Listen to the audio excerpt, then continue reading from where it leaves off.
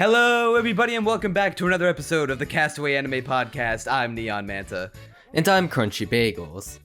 and we're back with week 2 of Shinkai Month, the month where we marathoned all of Makoto Shinkai's feature films in preparation for Suzume's release in April. Today, we're going to be talking about Children Who Chase Lost Voices and The Garden of Words. And if you want to hear us say even more words on Shinkai movies and other anime, including seasonals and classics, then please be sure to like the video, tell us what you think in the comments, and subscribe to the channel to keep up to date on new episodes of the podcast.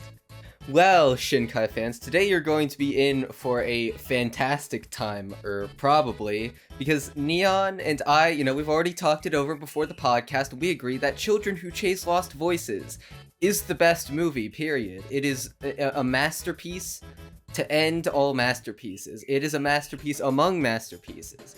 It solidifies Makoto Shinkai as an auteur director. He is the second coming of Miyazaki. More he like is truly an the artist greatest director. Yeah, okay. I feel like we scared away about half the Shinkai fans with that one right there. I don't know, man. This is like one of the weakest Ghibli movies I've ever seen. Do better, Miyazaki. 4 out of 10. Dude, I can't believe that Miyazaki would make all of those masterpiece classics like Porco Rosso and My Neighbor Totoro, and then in 2013, I think he went on to make this? It's just kind of baffling. 2011, but close 2011? enough. Close enough, there we go. Yeah, he just randomly... I think what happened is he fell down the stairs one day, and then he came up with the idea for this movie swiftly after. Did he let Goro make this one? Yeah. He came around on his son. He was like, Goro, I'm letting you take the reins this time. Yeah, I'm giving you under one my more supervision. chance. You can redeem you can yourself. make up from Earthsea. So yeah, this movie's bad. Yeah. It's kind of terrible. Now, I'm gonna give it some credit. What little credit it deserves. It's not as bad as A Place Promised in Our Early Days. That's not a high bar to clear, but I'm gonna make this clear. It's not quite that bad. It's still bad though. It's funny because like in certain ways it's like objectively better than that movie, but in other ways it feels like it's just as boring, if not sometimes feeling even more boring than that movie. Because like I almost fell asleep watching Place Promised in Our Early Days. I was fighting the urge to nod off. This one I did actually fall asleep like 15 minutes in. So actually, I'm gonna regale the audience with this tale.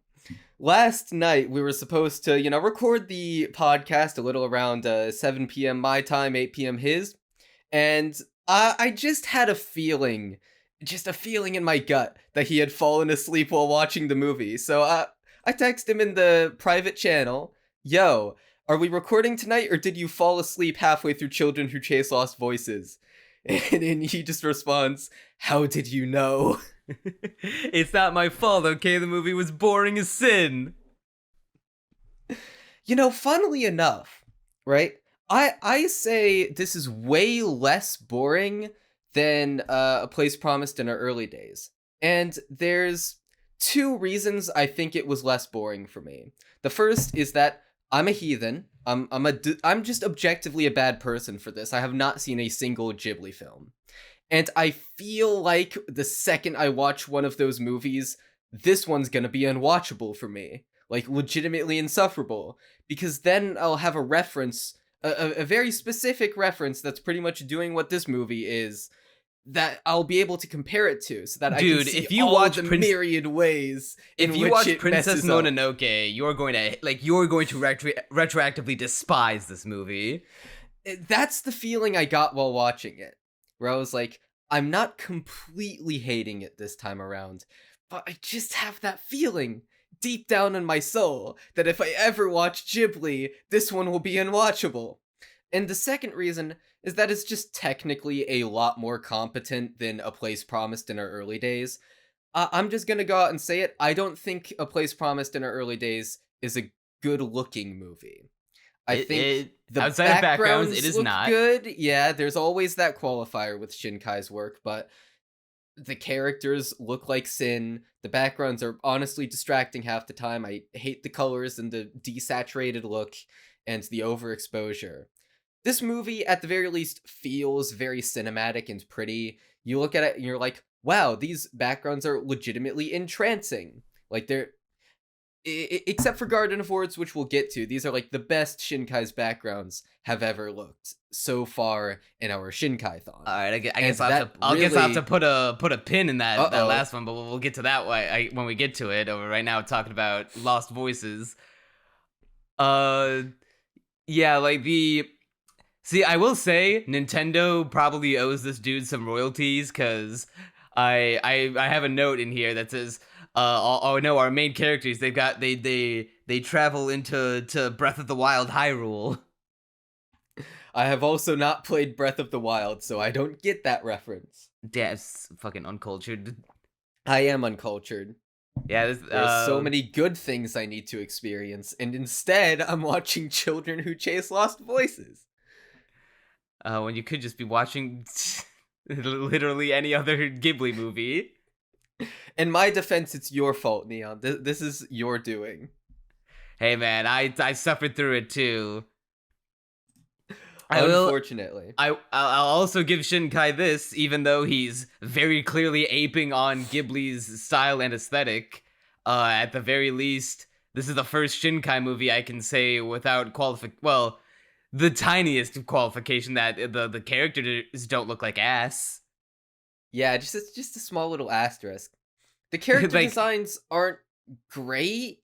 I think Shin looks kind of bland. I don't really like his design, but they at least look much better than the previous two films. they're always on model. They're don't expressive. They're that's just another Ghibli thing that they ape, even to the point of like the classic Ghibli cliche of when a character is like expressing themselves or like doing it like an open mouth shock, their hair will get a little bigger, like it almost like their hair is being inflated with a little air pump from within. And see, this is another one of those things where, because I haven't seen any Ghibli, except for what I've heard secondhand from reviews and people praising them, that's not going to be as instantly, like, I didn't even recognize that while watching the movie, but now that you say that's a Ghibli thing, my mind is going back to all the small clips I've seen from YouTube reviews and going like, oh yeah, that is a Ghibli thing, huh? And once again, if I ever see a Ghibli movie, I wouldn't want to go back to this movie, but I feel like it'd be an interesting experience in the worst way possible. Yeah, though even down to the little cat companion is a fucking like a Ghibli looks like a Ghibli character. That one I instantly recognized as looking Ghibli-esque, even without having seen any of their movies. I was like, yeah, even I know that one. It's like a cross between the cat from Kiki's Delivery Service and all like the different creature designs from My Neighbor Totoro. So I guess we ought to get into the plot, or should I say, the weird mess that this story goes down in terms of its vague amalgamation of concepts that resemble a story. Hey man, listen, Shinkai needed both of those 2 hours to tell this incredibly engaging, epic, not sleep-inducing story at all that like falls apart and is super unsatisfying and leaves me feeling nothing by the end of it. I'm actually going to cling on to that because A Place Promised in Our Early Days, for as much flack as I'll give that movie, and as much as I think it is a less engaging and more frustrating experience overall, at the very least, Place Promised feels... this feels weird to say, but satisfying in that it at the very least has an ending that it has issues, but it wraps up the story. They set up a goal and they accomplish the goal. And this movie is like it's so baffling because it starts off about death, and it always is that, but then it becomes an adventure story that threads in a few other background details, but then it turns out none of the world building mattered at all, and they just kind of fail at conquering death, and then the movie suddenly ends, and it's like, wait, what was the point? It It's like feels so viscerally unsatisfying. there's not even I'm only to just jump into a quick synopsis of the ending before we talk about the movie as a whole, because fuck this movie. So like the teacher guy's whole journey is to revive his wife, and I get that the movie is about embracing death, and it's just I a have part of so life that many you have issues with how move this on. movie does its theme. But then like there's not a point where the characters like come to understand that. Like teacher guy has to he loses his sight to tie it back to that story from the beginning, which is like beat for beat the story, pretty much the story of like what the fuck is their name from Greek mythology, Orpheus and Eurydice.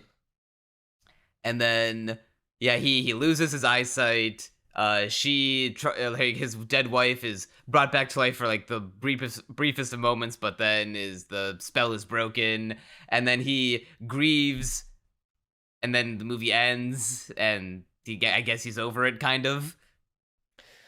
Yeah, here's what baffled me about this story's explanation of its themes. First of all, there's this implication throughout the movie, and I do mean implication, that the main character is going on the journey to sort of either overcome her feelings of grief, which aren't shown very clearly, or to revive her dead father. Now, when I say implied, once again, the character's motivation is implied, but also there's like not there's, enough to go off of there's to several really moments connect with her. There's several moments where like the teacher and Shin, I think, are both asking Asuna, why'd you come on this journey? What are you here for? And I'm just sitting there like, yeah, Asuna, why did you come here? What is your motivation? I don't remember multiple moments. I remember one specific moment where I think it's when Asuna is running away from all the little zombie creature things, and she's like, why did I come to this place? Or no, I think she's like, maybe it was multiple characters asking, because I think she flashes back at this point, and she's like, I don't know. Why am I here? And it's like, yeah, just to suffer? That's the issue. And it's like, here's the thing. I can imagine Asuna being kind of a fun character, because I'll admit, I started off this movie kind of... Well, I'll explain why. Because I started this movie off kind of optimistic, because I was surprised at how quickly they were giving Asuna characterization. And I know that, the common criticism is that it's just kind of the Ghibli girl thing. And I was hesitant. I was like, yeah, I've heard it's just going to be a sort of like lifeless copy of all the Ghibli girls. But it's nonetheless very efficiently set up. She's responsible, smart, adventurous, got a bit of energy to her. And I was like, okay, we've got like a very basic groundwork set for a character. We can build up from here. And you want to know what would have been a great way to build up from there is to explore her feelings about her father's passing, go into them in, a lot of detail, show exactly how she feels. Yeah, that's the issue. We don't really see her grieve over her father's death. We get the sense that she is torn up about it.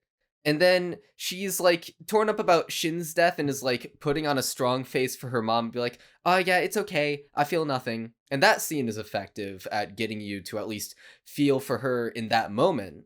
But I feel like if you're going to go on this huge journey into this hidden world, there should be a moment where Asuna decides in clear language, I want to revive my dad/Shin.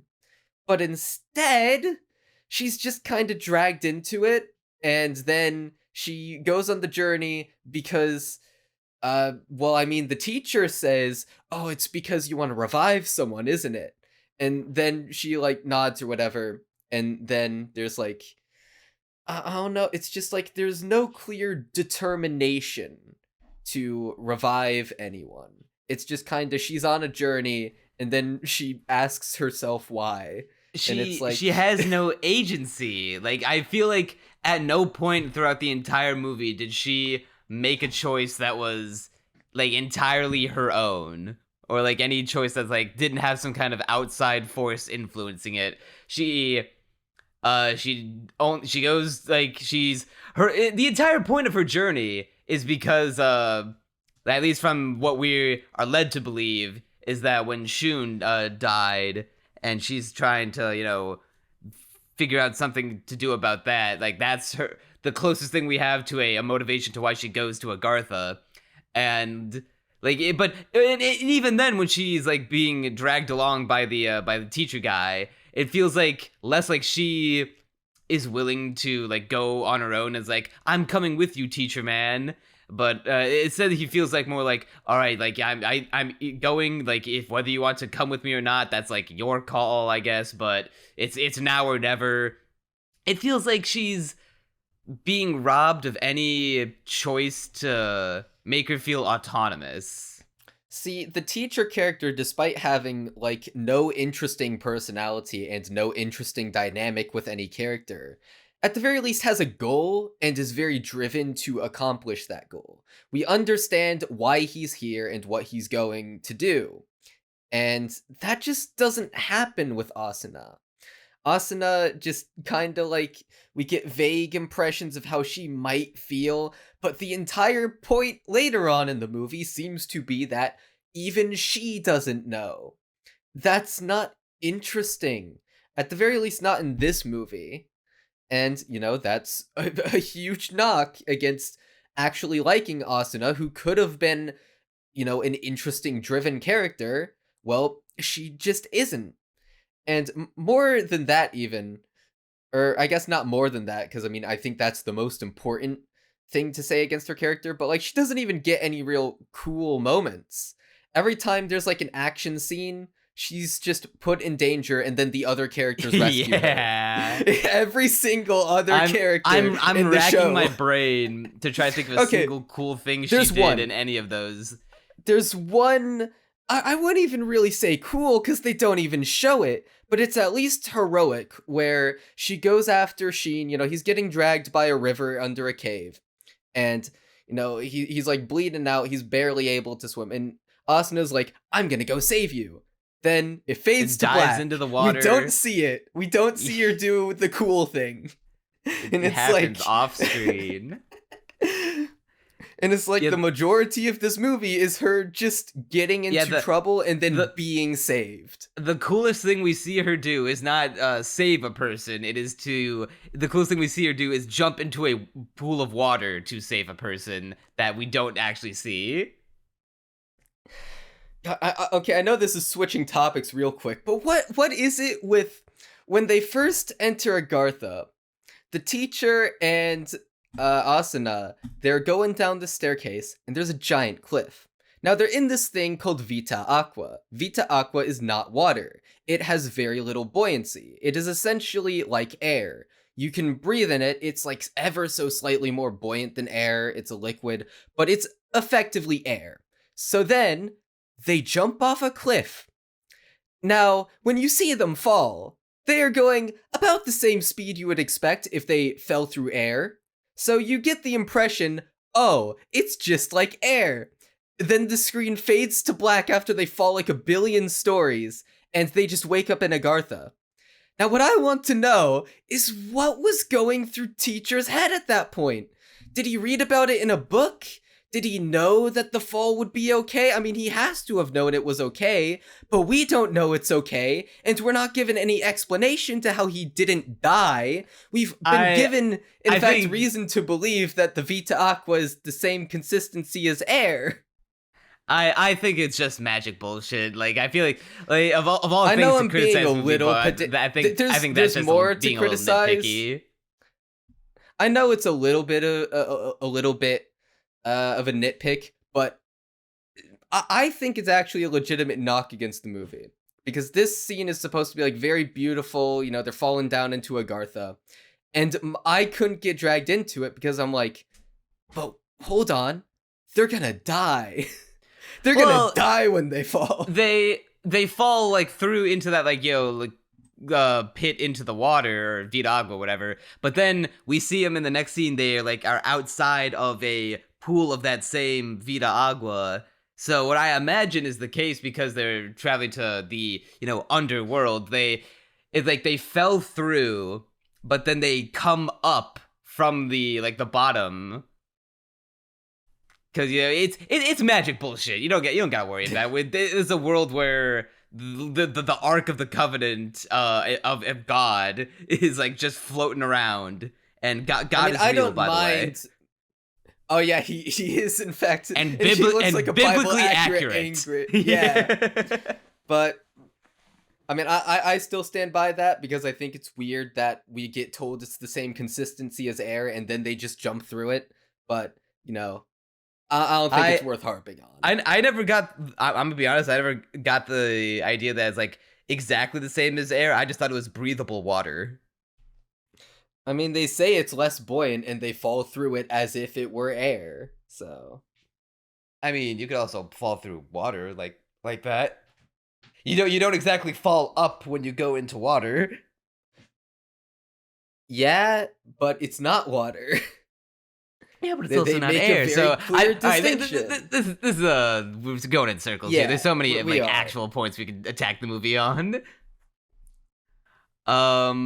Let's see. What's a good thing to start with? You want to know why this is one of the worst Shinkai movies? The train counter is only up to a 3.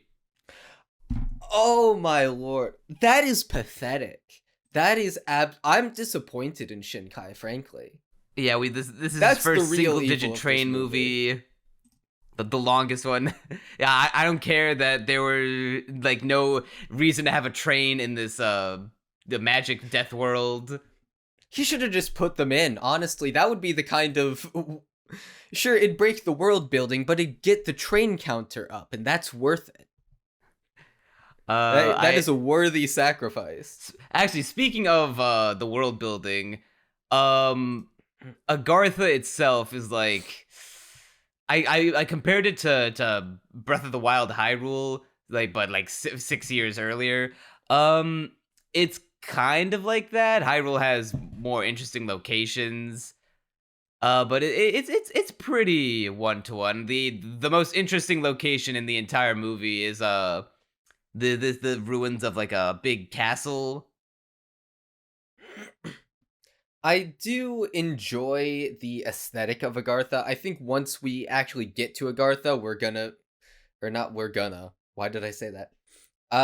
Once we actually get to Agartha, the movie gets a lot more visually interesting in that we're seeing, this fantasy location. You inherently want to learn as much as possible about this new world. The issue is that none of the world building really matters. Yeah, here's a thought I had while watching the movie.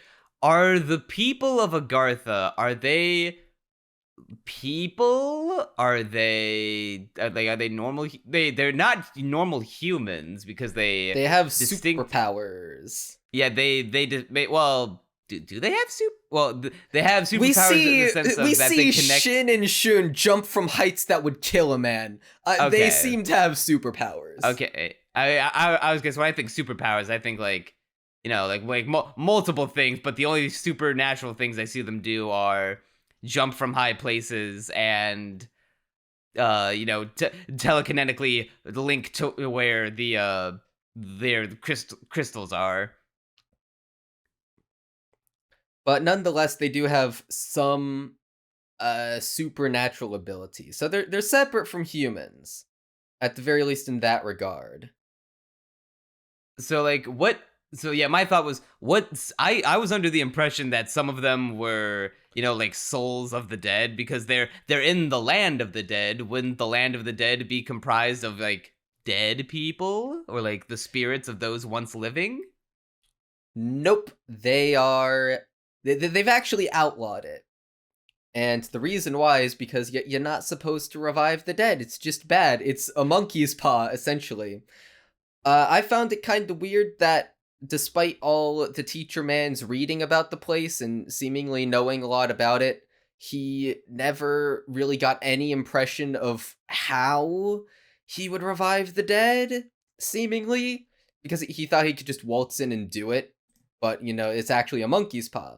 And then, later on, there's this wise old man who's saying, you don't revive the dead. And this feels like a natural time to tell him, maybe why he shouldn't revive the dead. Like, no, you need a vessel to revive the dead. It's going to require killing another sentient being. He just kind of, as far as I can tell, doesn't make him privy And also to that your knowledge. eyes for some reason. Yeah, and also your eyes. Maybe it's possible. Don't ask that why the two are connected or how they're connected. So it is, I guess, kind of possible that the village elder told him when they were talking in the room and it faded to black and maybe off screen, and then he just decided to go through with it anyway, despite not taking Asuna along with him. That's stupid, because that just makes him a retard then. Yeah, it does. I think he just straight up didn't know. And because even if he did know, and if he took Asuna with him, that'd just make him a piece of shit. I think that'd be that'd be the most interesting character in the movie. He'd be the final twist villain. So I just don't get how we went so long without knowing, is the thing. Because the village elder clearly knows why you don't revive the dead. And now would have been the perfect time. I guess it was more of a, can't tell him. This silly human topsider's gonna have to learn the hard way. I guess. But why does he have to learn the hard way? Why does he have to risk his life? If he dies while going down the cliff, the village elder could have dissuaded him, and he's just choosing not to. He doesn't literally have blood on his hands, but he kinda allowed it to happen. That'd be my argument. Teacher Man tried climbing down that pit in the Breath of the Wild world while it's raining. Big mistake. That would have landed a lot better if you had played Breath of the Wild and know the pain of trying to climb anything while it's raining. I imagine it's very, very difficult. Yes. So let's see. I'm going through my notes right now. Oh yeah, so these little monsters in the... Hold on, I need to sneeze. Yeah, the monsters, their designs range from oh god, he's the allergies. Dying. He's allergic to shitty movies. I am. I'm allergic to Shinkai. What I was gonna say is they're called Quetzalcoatl, and every time they said that, I could only think of Lucoa. I know I know Dragon Maid didn't invent Quetzalcoatl, but it's the one thing I associate with them. So every time they said, oh no, it's a Quetzalcoatl, I just thought of Lucoa's massive badonkers. Made this movie way more entertaining, by the way. I was gonna say, Lucoa's massive tits are better than the entirety of this movie. Absolutely. So with the creatures of this world, their designs range from, kind of okay looking ones, like the bear that we see at the beginning, which is kind of just like a slightly fucked up looking bear, is okay. I'm starting to think that the Zelda comparisons were more apt than I thought, because when we actually finally see the Quetzalcoatl type creatures, they reminded me of the giants from Majora's Mask, if you remember what those look like. I haven't played Majora's. I'm so uncultured. My God, dude, do we have to make a video game spin-off of the podcast and get you fucking cultured? Honestly, I wouldn't be against that. I need an excuse to play more video games, but we digress. I mean, we already put Owl House into the Castaway Anime podcast. We could just throw video games into there. We'll probably retain more of an audience this time. Hopefully. So what were you going on about in regards to the creatures? They're just their designs range and quality. Some of them are kind of lame. Some of them are pretty cool looking. I will say I had this one note from when they see the gatekeeper down in the movie where Shin takes Asuna and then they get attacked by the soldier dudes. What a shitty way to introduce the the gatekeeper creature. Instead of, you get a shot of maybe a close up of a part of it, and then we find out as the camera pulls back and see how it's like much bigger than we thought, and gives a sense of scale. It just walks into frame with no grandiose or pop of circumstance or awe or of any kind. It just walks slowly into frame, and it's just a big bland whale. I mean, I thought the whale looked kind of cool, but yeah, it looks kind of cool, but what a lame way to introduce it. See, I don't remember that specifically, but if true, yeah, that is kind of lame. The coolest creatures in this movie are the what they call them, the Izoku, and the only reason I remember that is because I literally, that I literally just watched this movie. They kind of reminded me of the of a cross between Redeads from Zelda and also, what are they? I'm trying to remember what else they reminded me of. Shit. I want to say the anti-spiral from Gurren Lagann, but that the anti-spiral is more of like a concept rather than a creature. To me, they look kind of like chupacabras. Do you know what a chupacabra is? I know what it is, but I was gonna say, I always associate chupacabras to be kind of furry. I mean, they could just be also skinwalkers. Actually, skinwalkers is skinwalkers. There we go. It's a good comparison. Yeah, the cross between Redeads and skinwalkers. Like, yeah, they're. That's what's under my mailman. So can we talk for a second? There's this one specific scene that has been burned into my memory for all the wrong reasons. This may also be a nitpick, but it made me burst out laughing, so I need to say it. So when Asuna, she's running up the mountain because she thinks she's seen Shun, who has just died. It's Shin who doesn't just clarify that he's his younger brother for some reason, but okay. So hey man, they've got a big family. They got a big family of a lot of brothers, There's Shun, his younger brother Shin, and their other brothers Shan, Shen, Shan, and sometimes Sheen. Shine. So, yeah, he's just so sick of clarifying. But anyway, so from the audience perspective, it looks like Shun has revived / has a doppelganger. And then, from behind the mountain, this CG attack helicopter rises out of the sea. And they never see it coming. Don't you just hate those silent attack helicopters that just come up from out of nowhere? You can never see them coming until it's too late. It's like a FNAF jump scare of an attack helicopter out of nowhere. How did they not hear it? How did they not hear it? Movie magic. Helicopter. So yeah, they're these dudes called the Archangels, and they're after they're basically trying to find Agartha, right? And I don't know, maybe they're against Agartha. They're probably some dudes who want to take it over for resources. Yeah, I don't think they're against them, but just want to conquer them. Yeah, but anyway. Teacher that's about Man all there is for Archangel. Teacher Man's one of them. Yeah, after Teacher Man is he's revealed to be one of them, but he's I was using you the whole time. I never actually cared about your goals. I just want to get into Agartha, and he does, and that's the end of them. You would think they could have made for an interesting antagonist to pile on the tension of this small warring private military to invade this land of the dead and give our heroes even more trouble in this race against the clock to get to where they need to go. No, they're just done away with. Something that I find interesting about this movie, in terms of critique, this movie is not interesting. It's like so much of it is so beside the point that it's kind of hard to actually remember the exact sequence of events at times. And mind you, I saw this movie yesterday.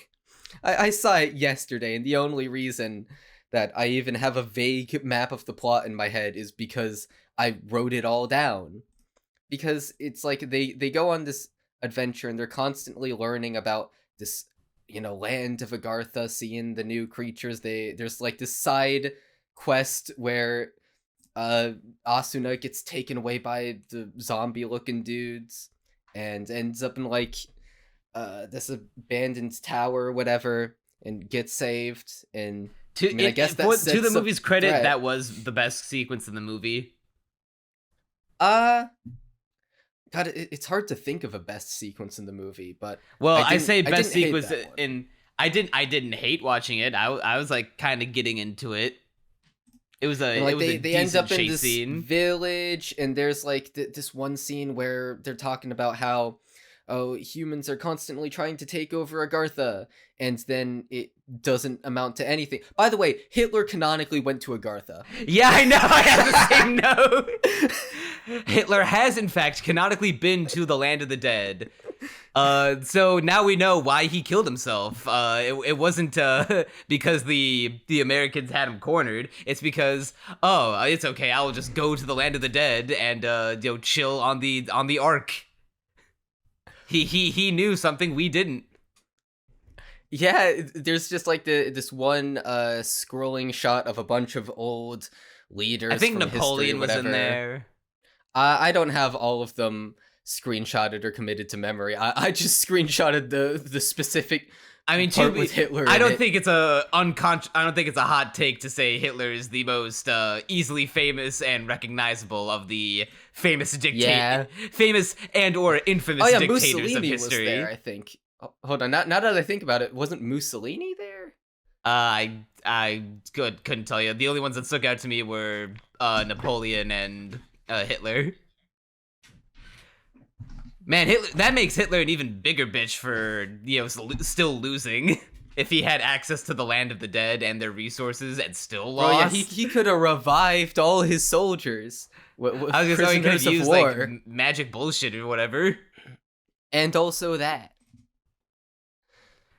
Speaking of magic bullshit, what a waste of time that Oh yeah! I just now thought about this! So fucking Azuna's dad gave Azuna a crystal that was actually like the key to the land of the dead, but then we never find out about what the fuck Azuna's dad is and what connection he had to that place.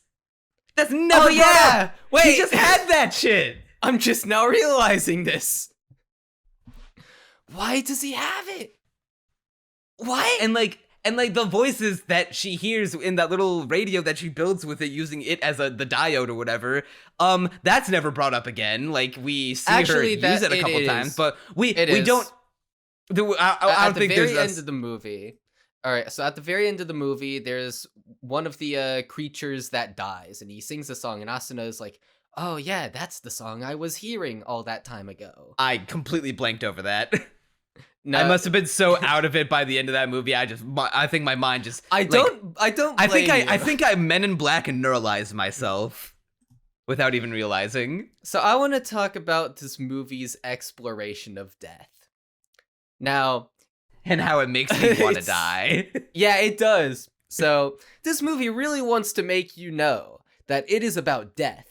It is also about life, I guess, because the teacher is pregnant and one of the creatures dies, but there's like plants on it, and it's like death begets life or whatever. Probably. That doesn't really mean anything. It's just kind of there in the imagery. But whatever. Not a big deal. So, this movie really wants to let you know that you should get over death. And that's fine, I think even a toddler can understand that message and be like, yeah, you gotta move past your death, obsessing over your wife so much that you don't really mind that you just killed your middle school student. Yeah, You that's don't not really. cool. You're okay with putting the soul of your dead wife into the body of a middle schooler. He Don't didn't worry mean about for it it. to happen, but he seemed pretty okay with it happening. He didn't intend for that to happen to her. He didn't want it to happen to her, but like when it happened, he wasn't exactly against it. He's like, well, I mean, she's like, what's my je ne sais quoi? Like, is she still a child? Does she have the soul of an adult? So now it's okay. You know, these are the questions that some people got to be asking. Now, this movie's exploration of its theme is so weird because at once it's so blatant but so convoluted near the ends, because in our world we live in, a world where you can't overcome death. Once you're dead, you can't come back. But this world is different. You can objectively revive someone from the dead. Now, it is a monkey's paw, though. You need a vessel. You need to offer someone else's life in order to, revive your dead person. Now, what I'm wondering is, like, it's difficult to put into words, but I just viscerally dislike this monkey's paw concept in the context of the movie, because I think it's neat as like it fits in with this Land of the Dead pays a price, and they do tie it back to the Japanese mythology story that they tell at the beginning. I just think it's stupid that they have both. Like you need a vessel, and also you lose your eyesight for some reason. well, yeah, that's dumb, but like honestly, I guess a little bit of a nitpick, but like my main thing is like, it's about getting over death, but then there's a way to conquer it, but like then it's also a monkey's paw.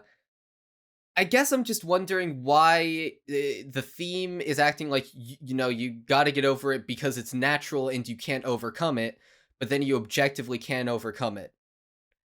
I guess is the thing. It's hard to put into words, and I'm not even entirely sure if that's why I feel so viscerally averse to this movie's ending. But it just feels weird. No, I mean, it does like more... resolve it like after she gets possessed and no longer unpossessed when Shin breaks the crystal or whatever, and then biblically accurate God fucks off. The movie does just end like 1 or 2 minutes after the fact, so it's a really... Yeah, it just much kind of like happens. Yeah, much like, not unlike the place promised in our early days, they both have similarly rushed, unsatisfying endings. But there's this one line in the end that actively made me mad, which is when... So Shin's like, death is just a part of life. It's the curse humanity gotta bear. And then Asuna, this little gremlin, this absolute refuse-spewing goblin, this little bitch, just says, it's actually a blessing. What? How? What part of dying is a blessing? Huh? What? It's a blessing that you don't have to be watching this movie anymore. No part of the film ever explains why it's a blessing. I would accept it. Maybe I get where you're coming from. It's not like in a vacuum, it's not a terrible line, but they never just do anything within the movie to justify why death could be considered a blessing. I can imagine a religious person saying it's a blessing because, you're ending this flawed existence and going into heaven. Although I'm atheist, I can understand why, from that perspective, death would be sort of a blessing. If this movie did tackle it from that perspective, although I wouldn't necessarily agree with it, it would nonetheless not be an issue. I'd get where it was coming from. But for this to be the last line in the movie, and for it to just never justify itself, like, what? What? Why? Why is that what we're ending on? I couldn't tell you, Bob. Like that, like I said, the last two, the only thing I registered about the ending bit was in the last 2 minutes of the movie was that it was in fact ending and that it was rushed, but everything that like happened in it, it just gone. I mean, you say it's rushed. This movie is 2 hours long. I feel like so there could have been a better that one out. allocation. Yeah. Figure out how Garden of Words, I know we're jumping ahead here, how it tells a more compelling story in 40 minutes. Or no, nearly 45. 50, but whatever. Point is, this movie had 2 hours, and it still rushed its ending. I mean, Yeah, it's the only thing going for this movie are it does have some heartbreakingly beautiful backgrounds as per the usual. The character designs have finally, despite looking like Ghibli knockoff, Ghibli does have a really. They do a good job of knocking off Ghibli's art style. Like if you showed someone uninitiated, like a supercut of scenes from Ghibli movies, and then you snuck in Children Who Chase Lost Voices in there, and as someone, if they all looked like they were from Ghibli movies, who didn't know any better, who weren't like attuned to this kind of knowledge like we are, I could definitely see someone being fooled by it. Yeah, I definitely can too. Although from the little snapshots I've seen from Ghibli movies, at the very least, I prefer their colors as far as what I've seen, and they look a little better. IMO. Shinkai loves his blues, greens, and purples. I mean, I like purple, and I like blue and green in the right context, but yeah, I don't know. Yeah, my favorite character in this movie was a cat. It's not. It doesn't even look like a cat. It looks like some kind of squirrel fox creature. I mean, it meows like a cat. At least in the dub that I watched, it meowed like a cat. Oh, so you were watching the dub for both of these? I watched the dub for all these movies. Bruh, I've been watching sub this entire time. So yeah, I'm doing it for us. We can have the dual perspective. Granted, none of these dubs have been particularly great until Garden of Words, which we'll get to. So, there's no foot fetish in this movie. What happens? Actually, I gotta correct you there. Asuna was barefoot throughout the entire chase sequence, and they did take the attention to detail to draw the bottoms of her feet being dirty. Oh yeah, I do remember that. But, it's a lot less. They don't put, like, a close-up on them with, like, heavy emphasis. There's, like, this one scene where Asuna is, shoeless with the teacher under a rock formation. And, like, the camera doesn't cut to a close-up of her feet. And what I like to imagine happens there is that Shinkai really wanted to put a close-up there, but his coworkers... the entire staff at CoMix Wave Films was like physically restraining him. He's trying to like put the pen to paper to draw the scene into like... You don't understand. No, I've got this.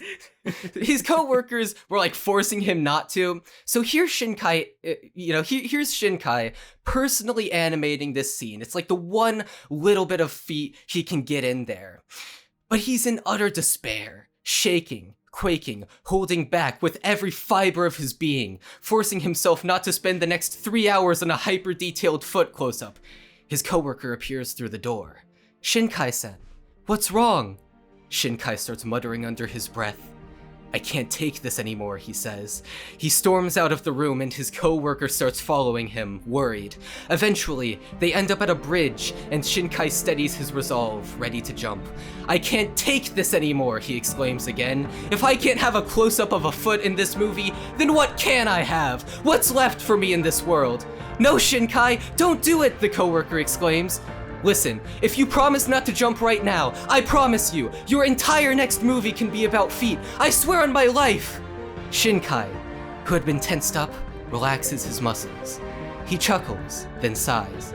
Well, I guess I'll have to live another day. The end. Did you have that all pre-written? Yes. right, well, I hope you know that you won't find this out until after the episodes come out, but I've added dramatic music to that entire monologue Yes. in post. Yeah, I've kind of run out of things to say about this movie. I'm scanning through my notes just to see if I have anything interesting. I feel like we got to most of the big important things without just recapping more of the plot, which, I mean, who wants to do that? Because this movie's boring.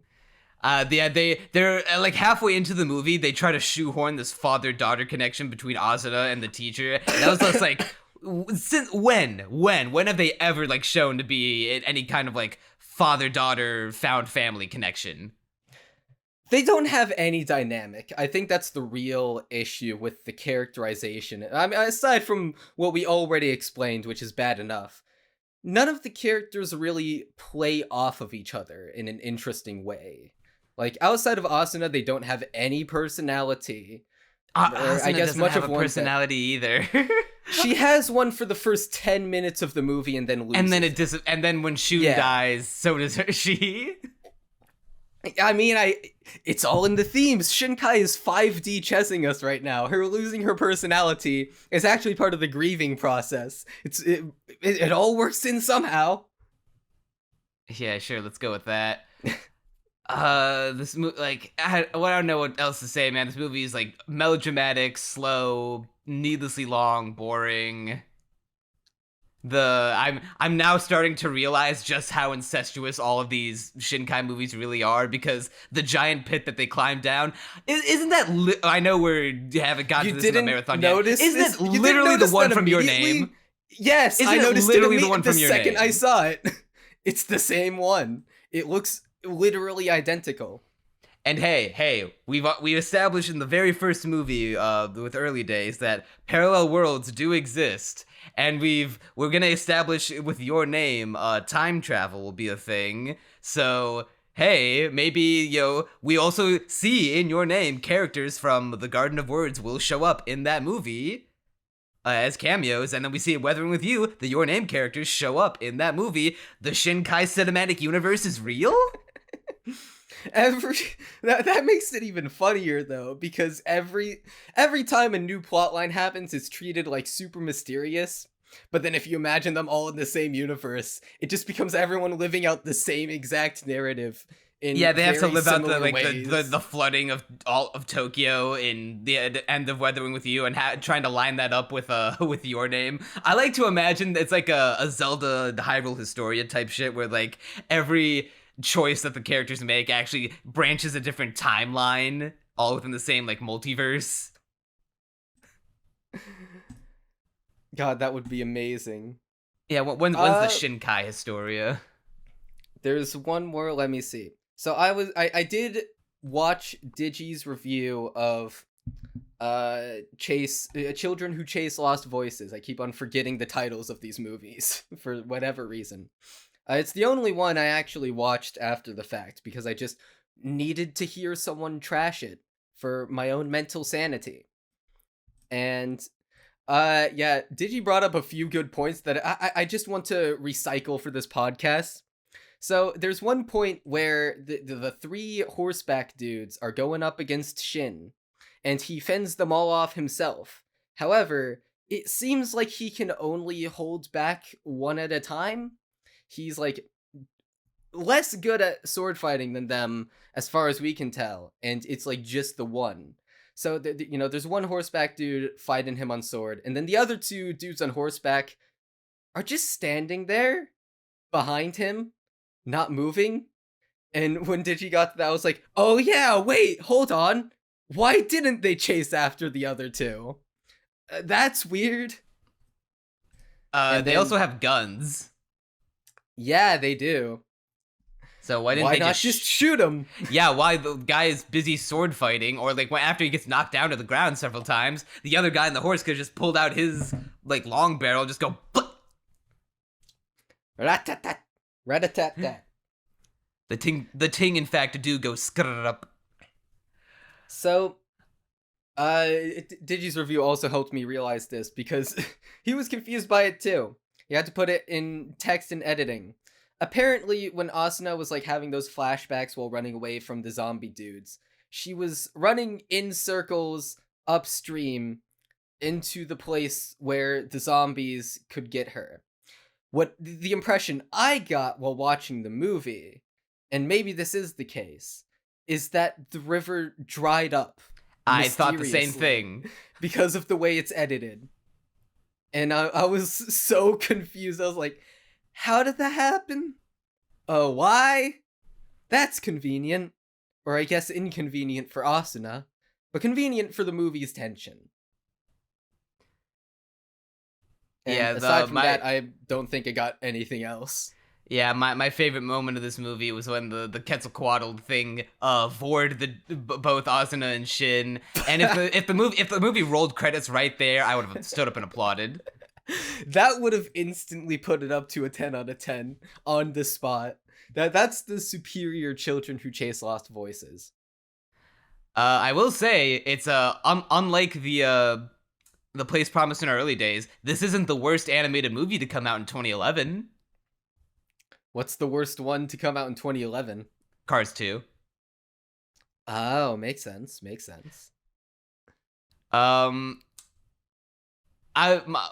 gave, after this movie was done, I gave it a 4, but I don't know, man. After talking about it this whole time, I kind of want to lower it to a 3. In the same. I'm literally in the same boat. Because like I thought it happened yesterday while I was thinking about the movie more. Because at first I was like, well, that was boring. Not that interesting, but it's like more tolerable than Place Promised, so I guess I'll give it a 4. But it's just like, so nothing. Like, I feel like giving this movie the same score as Early Days is doing it a little bit of a disservice. But at the same time, I looked at all the other movies I've ever given a 4 out of 10 to, and I looked at all of them like, yeah, I'd sooner rewatch all of these 4 out of 10 movies than this piece of shit. You know, so while you're on that grind set, I'm gonna actually go onto my anime list and do the comparison in real time. I'm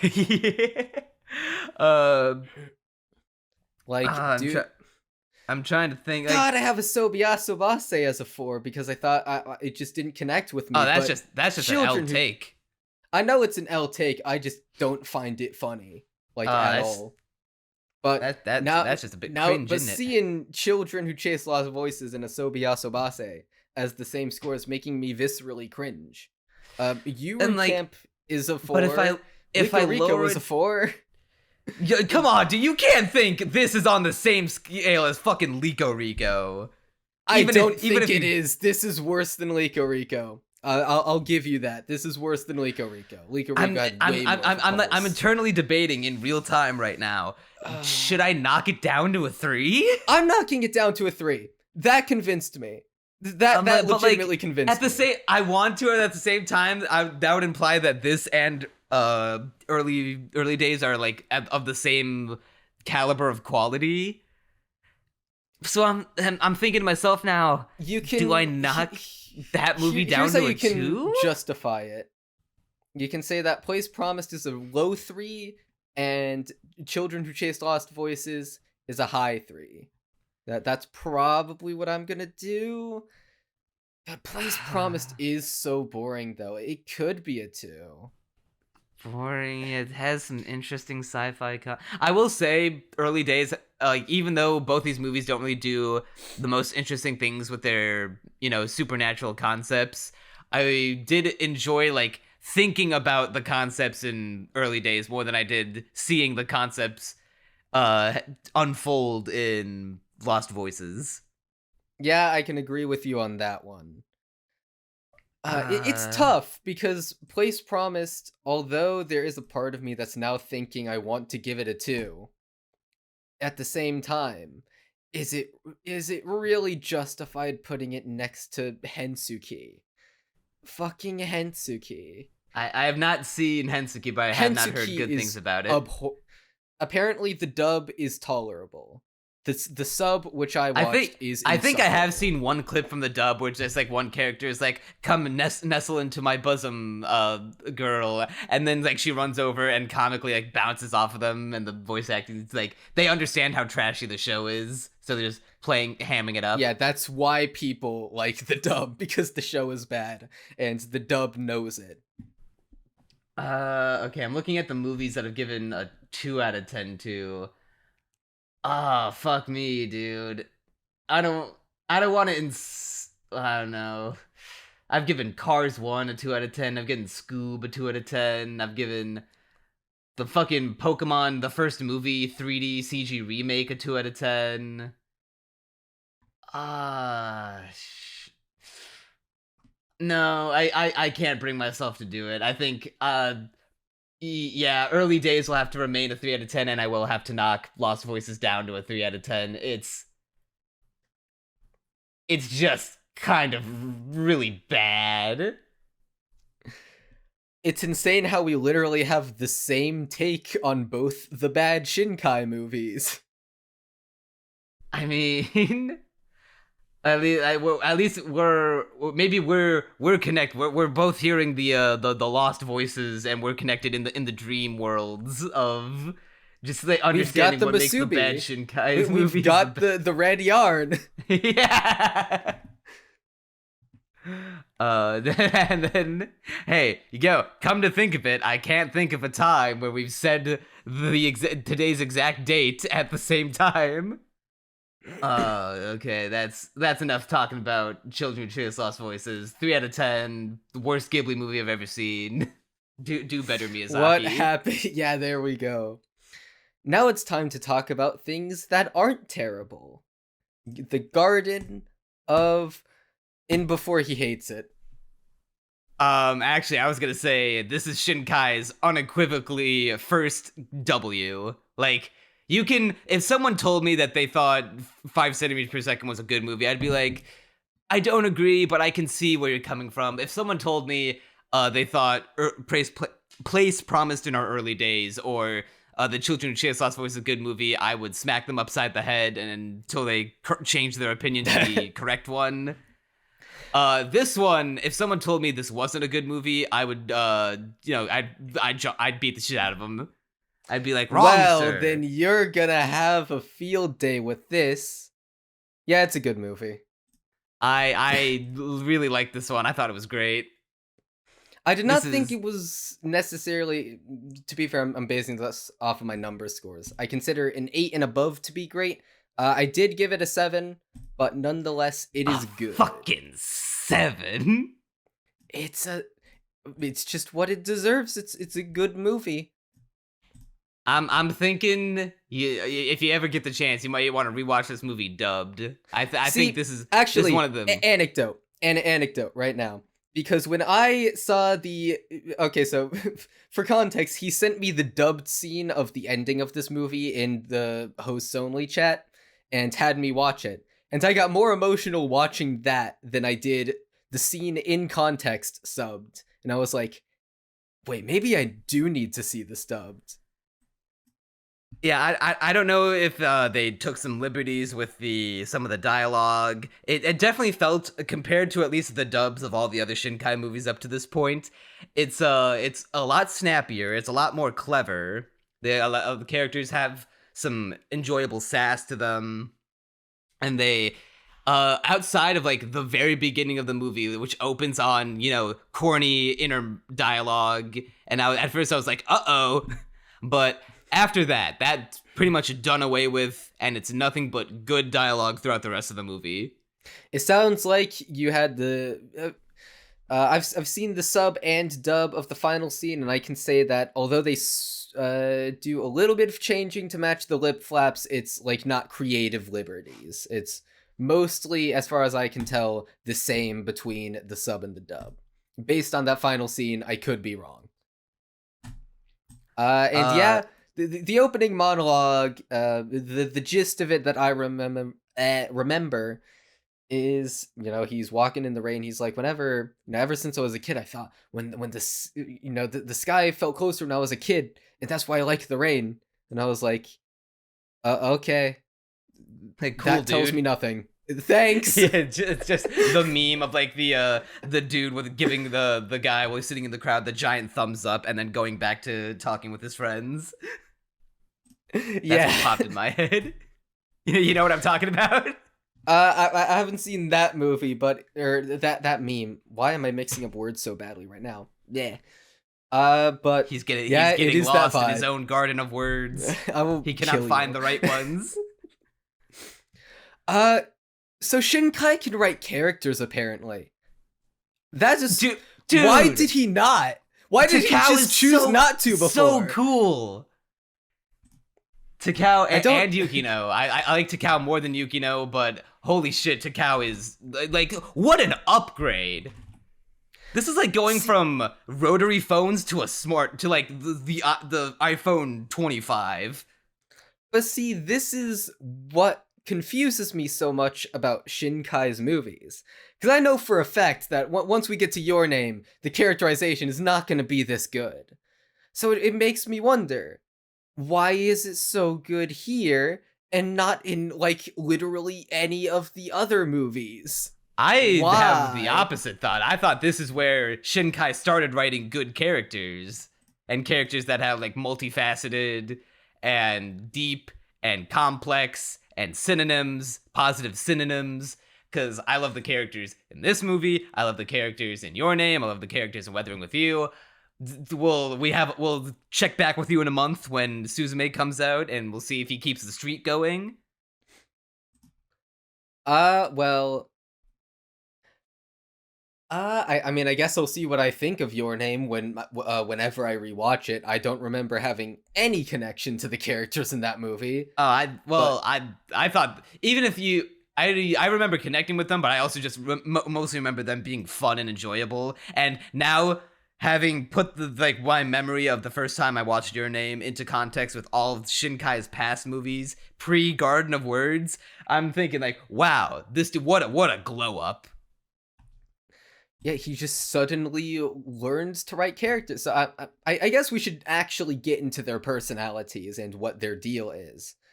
So Takao, you said his name is, because I'm bad at writing down their actual names.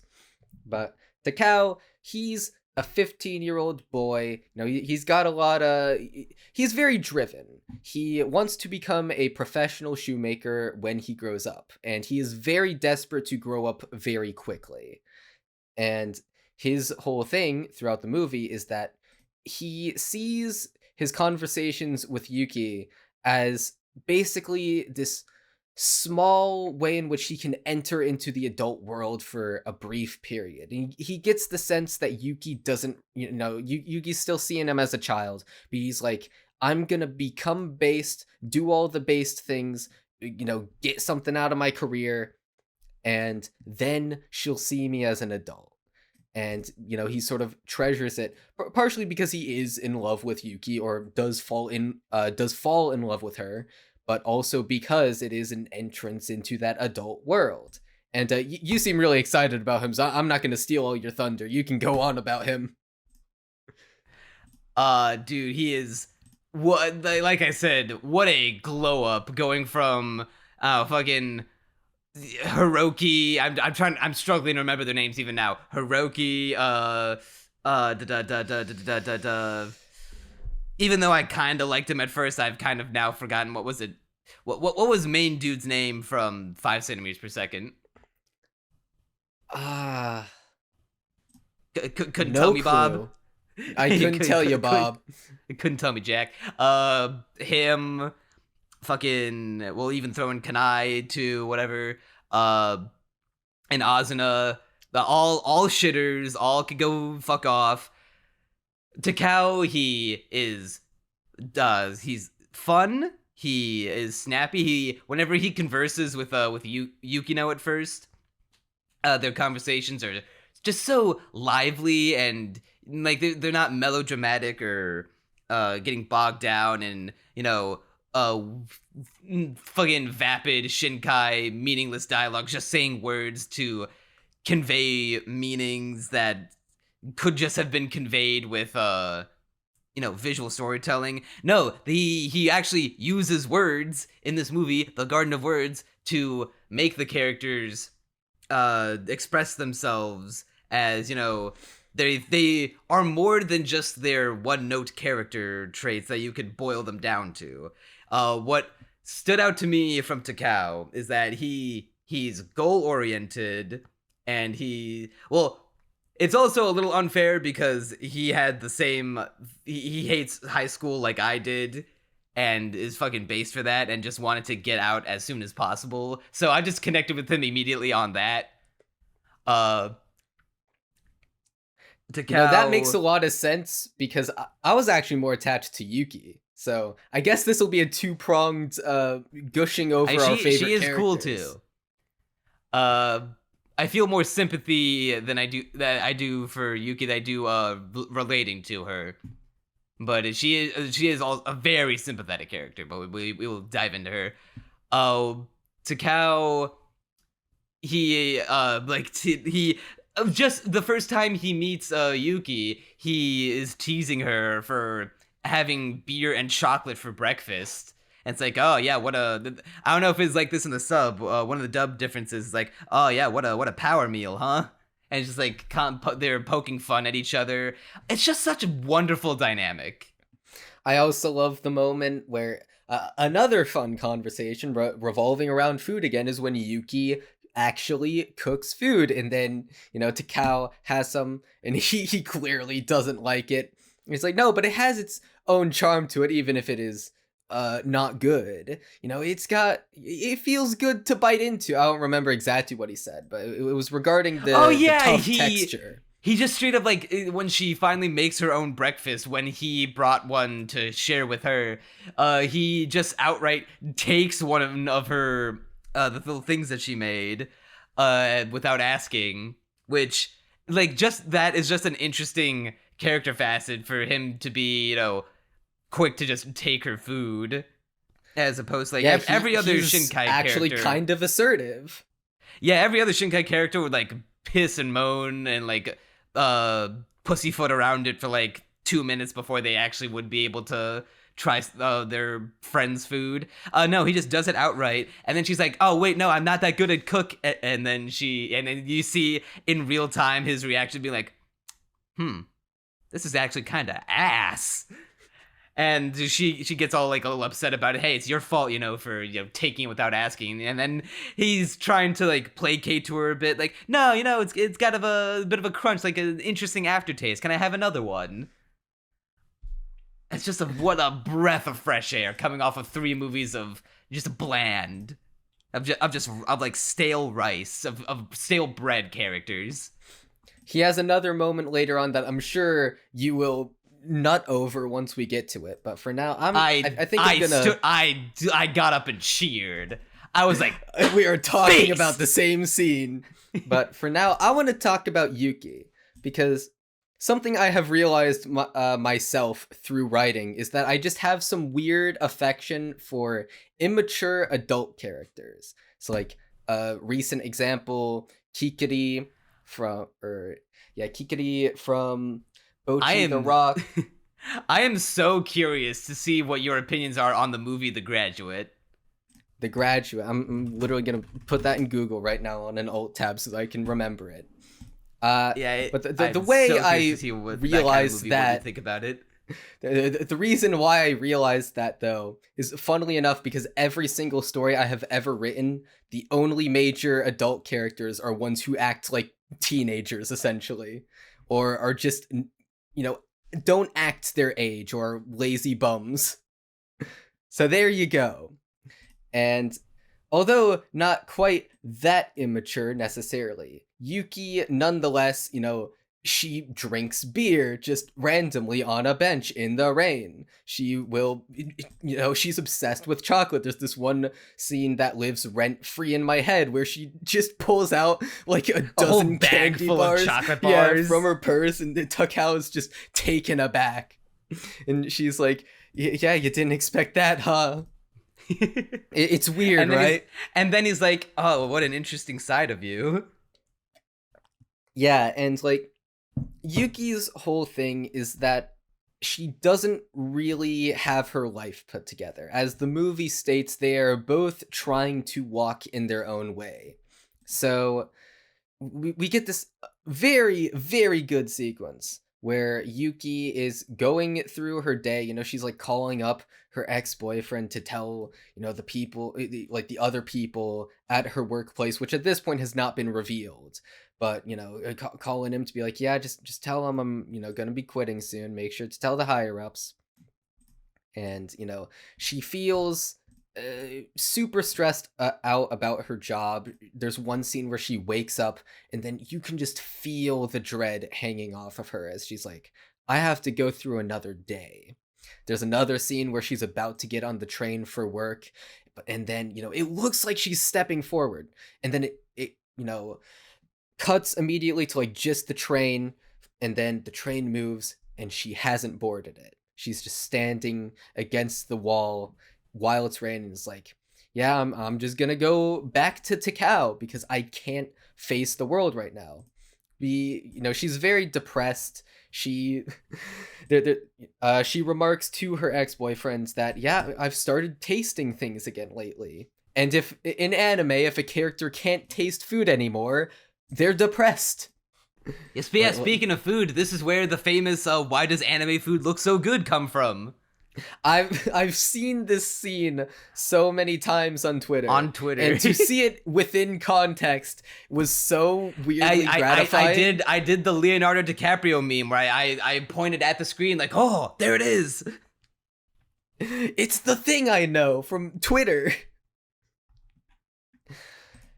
Yeah, Yuki is very, very easy to connect with. Unfortunately, I do relate to some of that.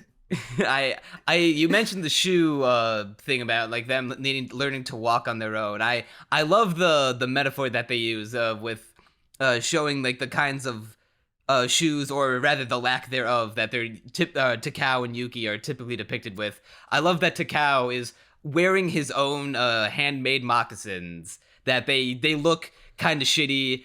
They're not professional looking at all. And even his brother is like giving him shit for it, even when his girlfriend is, thinking, oh no, I think it's kind of cute that he's like wearing his own handmade shoes, and that the reason he's wearing them is because he wants to strike out on his own and build himself up. He knows what he wants. He wants to get into a vocational school so he can become a professional shoemaker. He knows he's not really good at it right now, but goddamn it, he's going to get the hell out of high school. He's going to work over the summer and winter breaks as much as he can to save up enough money to go to vocational school, become a certified, genuine, bona fide shoemaker.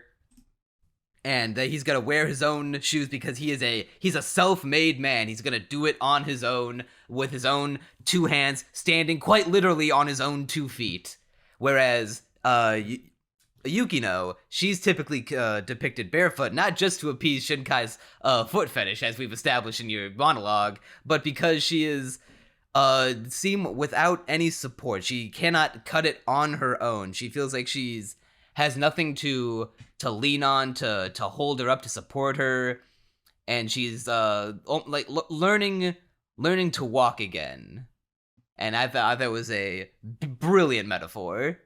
I did not notice that, but that is very based, now that I'm thinking back on it. There's this immaculately animated scene where Takao's like measuring out her foot. I know it's supposed to be super pretty, and it is, and like sort of breathtaking. I just couldn't stop laughing. I know too much about Shinkai. Dude, this is Quentin Tarantino's Black Panther. It's a good scene, but like I'm just, it's cursed. I can't not laugh at it. I mean, I did find it a little amusing that without any words or like I don't think they show eye contact when she pitches the idea of being his foot model for the women's shoes that he's making. Like, all she does, she takes her foot out of her high heel, and then she puts it onto the bench, and then Takao just brings his finger up to her big toe and touches it, And then starts rubbing it around a little, you know. yeah, as you do, normal stuff. as 15-year-olds to 27-year-olds are wont to do. Oh my lord, yeah. Shinkai was popping off for that one. Yeah, popping off with his fists and with his dick. Yes. I found this in my notes. There's this one line that I thought was really hit Yuki's character home, where Takao, he's nodding off, he's asleep at this point, and Yuki just, staring at him, and she just whispers, sort of to him, but mostly to herself, "Hey, do you think it's too late for me?" Kinography. Dude, so much Other of this movie is synonyms. fucking kinography. Like, this is like every frame a painting, every frame is kino. Every frame a Kino, there we go. Yeah, hey, I mean, Kino is in her name. True. It all comes together. Yeah, it's worth noting. We neglected to mention this because I think we're just so eager to talk about a good Shinkai movie. This is another one written and directed by Shinkai in 2013. This is the shortest feature film to date with only 45 minutes, and boy howdy is not a single second wasted. Admittedly, the beginning, I can see some people being like, this movie starts off too slow. There's like nothing happening. I like the atmosphere of this movie. Can we need to briefly talk about the atmosphere, because there's a part of me that finds it difficult to just buy into most of Shinkai's movies on the level of aesthetic, because he really likes these very painterly backgrounds. I'm more of a depict something really, really weird looking with like a really intense color scheme or something like that, as opposed to the more soothing and natural backgrounds of Shinkai. However, I like the rain. The rain is like the best thing to me. The most I connected with a Shinkai movie is honestly seeing the characters' faces light up when it rains, because, I mean, in the context of the movie, it's because they're going to see each other. But to me, it's like, well, that's literally me. Every single time it rains, it's like, OMG, he just like me for real. Yeah, that is the opposite with me, but yeah, it is. I love the rain. Yeah, the atmosphere of this movie is very palpable, very the cozy. They do a great job making rain feel serene and peaceful. They're just the little garden bench that they sit at in the park is like their little oasis, and I think it's really cute that they, like, he never even, I don't think they ever tell each other their names. Like, Takao even at one point says, "I don't even know her name." All Yukino does is say like the first half of a poem to him, and then he takes that as as like message, his code for, hey, when it rains, let's meet back at this bench. And then they find out that, Takao is skipping school when it rains, and she's skipping work when it rains. It's just they never coordinate with phones either. They could never just been like, "Hey, what's your name?" Or like, "Hey, can I get your number? Maybe we could like just hang out here when it's raining." They just have this pretty much essentially non-verbal, at least non-direct agreement to just meet each other in the park bench when it rains, to just enjoy each other's company, because they're the best company they feel, and they start hanging out so much they get to a point where it's the first time they both agree, at least in a long time, that they feel like unbridled happiness, uncompromising happiness. Another based scene. By the way, this movie's backgrounds are probably Shinkai's best so far.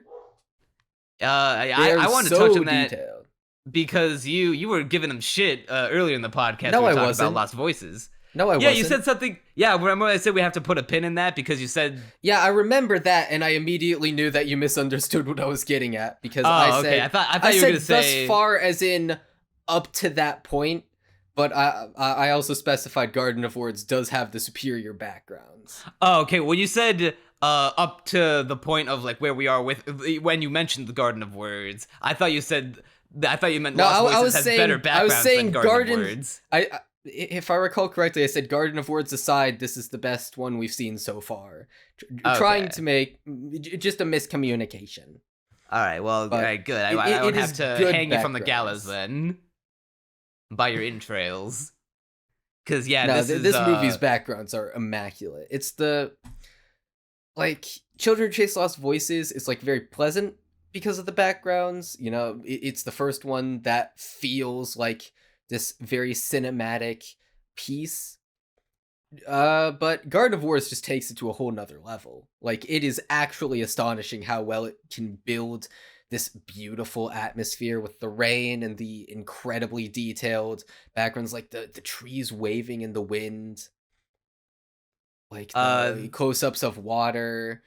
There's this one scene where Takao is like sketching out a shoe, and it's a super close-up, and you can see him like writing each line, slowly going around the page. And I was like, that's so mesmerizing. I almost felt disappointed that it didn't last longer, because I just thought it was so intricate and mesmerizing to watch.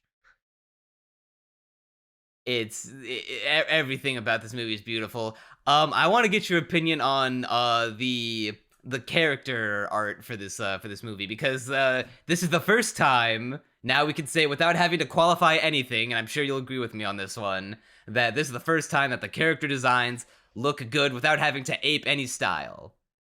Yes. All right, absolutely. Now, with that being said, how did you feel about the aesthetic touch they made by having, like, when they're in the garden area, they have this like glowy green outline to some of the characters? Did you notice that? Now that you mention it, I think I do. Honestly, I'm probably gonna go back and check.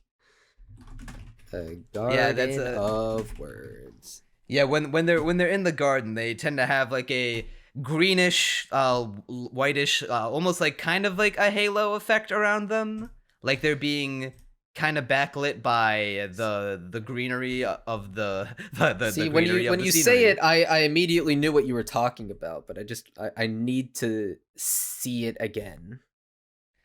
Because from what I researched online, that's a bit of a contention for this movie. Some people love it, some people don't like it. I fucking love it. I like it. Yeah, I'm looking at it right now. I think it lends the movie a unique aesthetic, and just lends itself to the atmosphere. It's a lot more pleasant. It looks like the characters are truly living in this this garden of words, when it's in reality that's like it's all their own, like this little oasis, when in reality it's just a fucking public park bench that anyone could enter, but no one chooses to because they're the only ones acting like weirdos enough to hang there when it rains. Yeah, I think it's a good touch, for the reasons you said. I'm gonna have to put the based stamp on that. So I'm trying to. I want to talk about this movie so much, but I'm trying to pick what thing to talk about next. Well, we can go a little forward in the plot, because right now we've sort of been talking about some of the more surface level stuff without getting into specifics. So this movie is essentially about Takao, the child trying to become an adult as quick as possible, and Yuki, the adult lady who is kind of never stopped being a child, in a sense.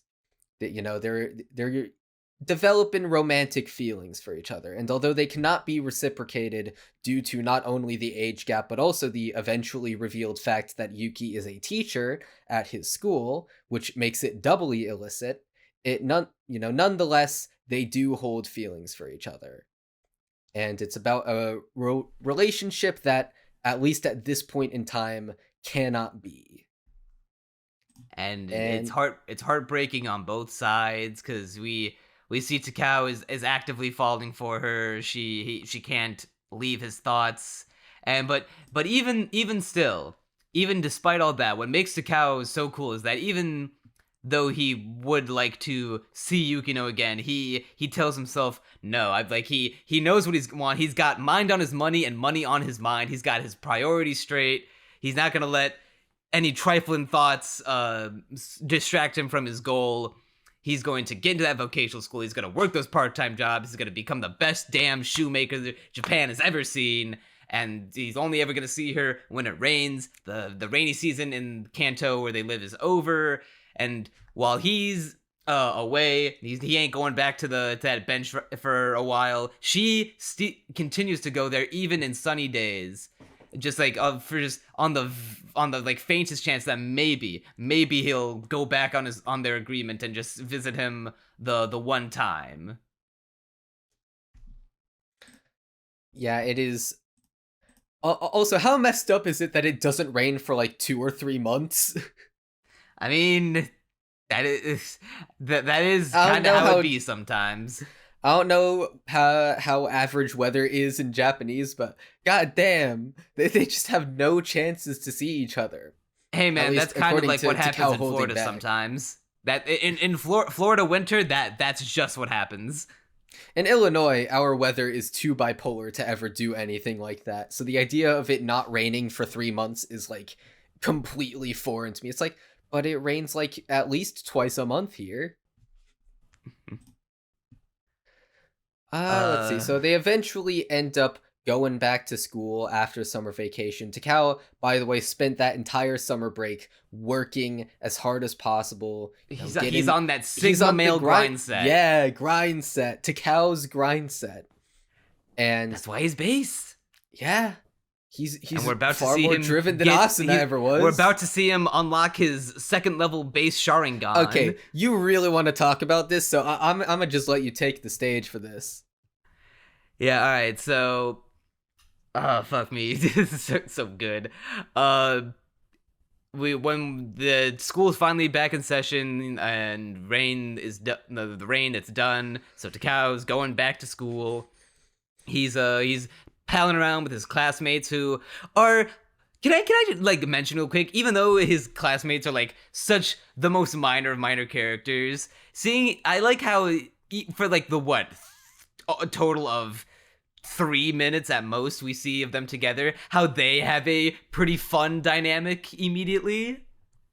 Yeah, they like tease him for spending his entire summer working, and they're like, but that's no way to live. You're just a high schooler, bro.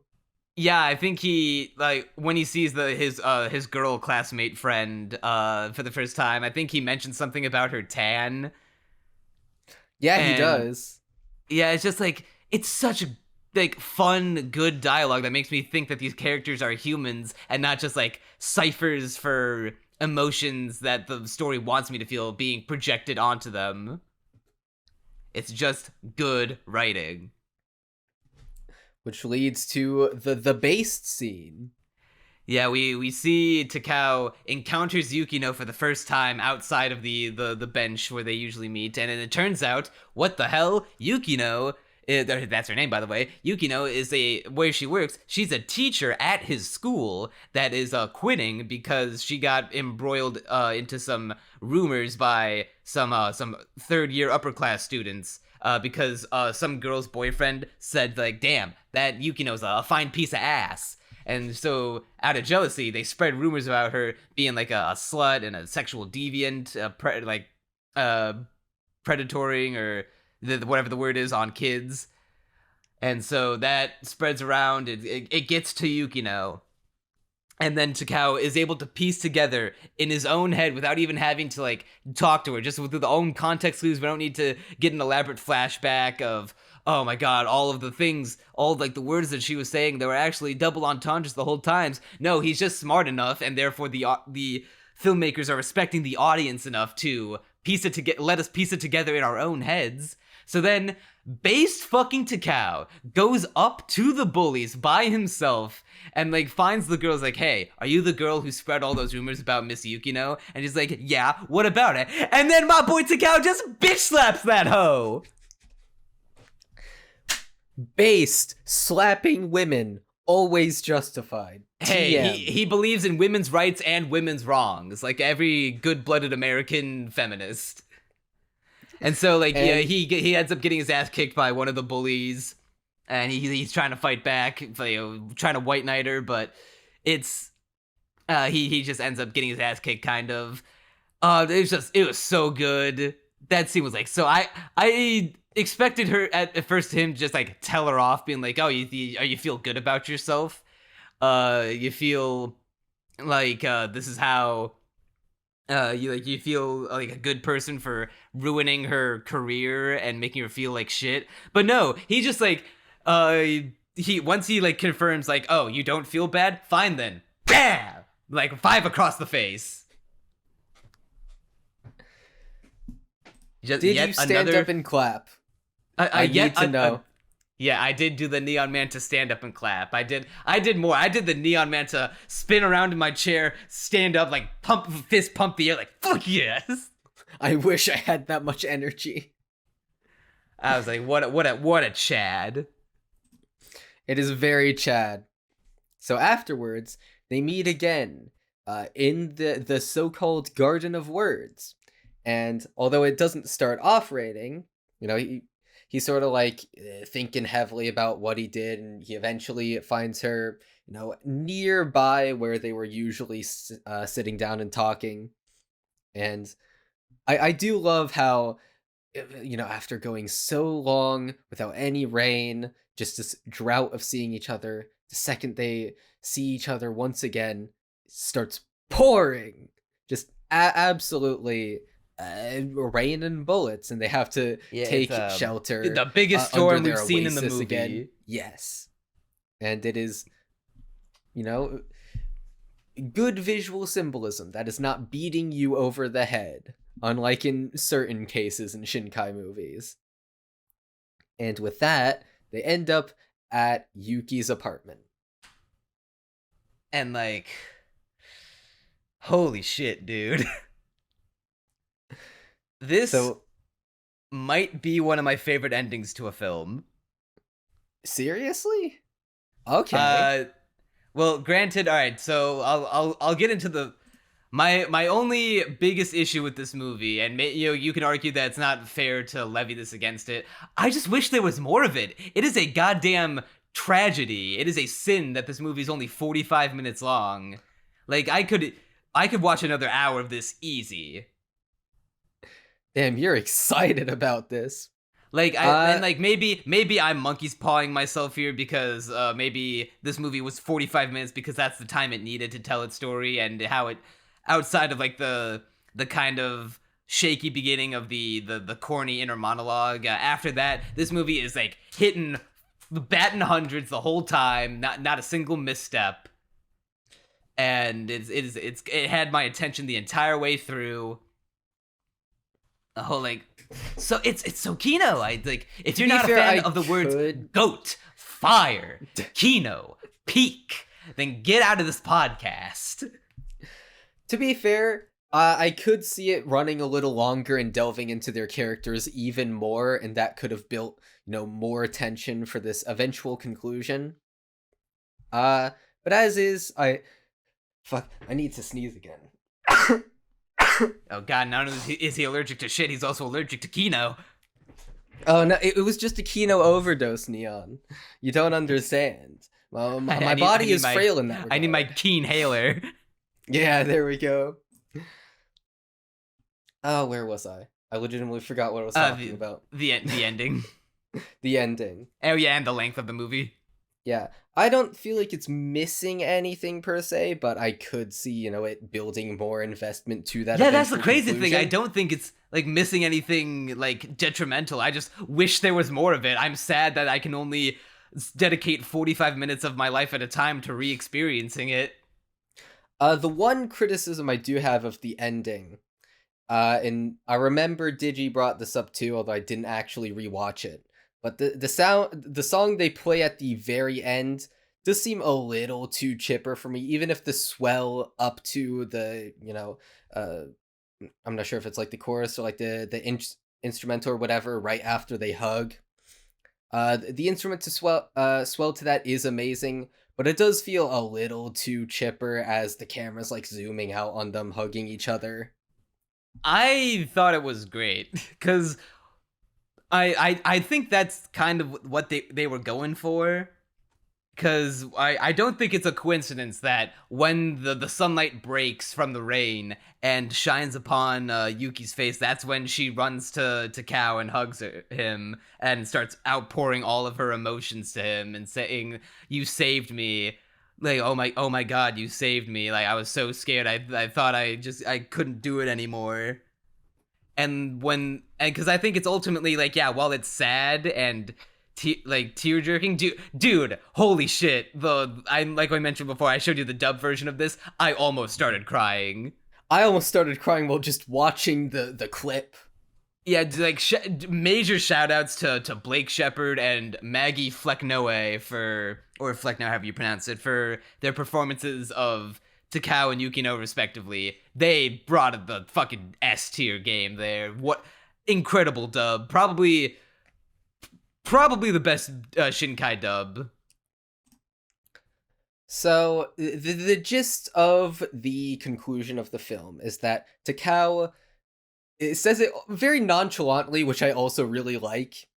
He's just like, I think I've fallen in love with you. Like, no big dramatic reveal. It's just so almost offhanded. He just throws it out there and lets it dangle in the wind.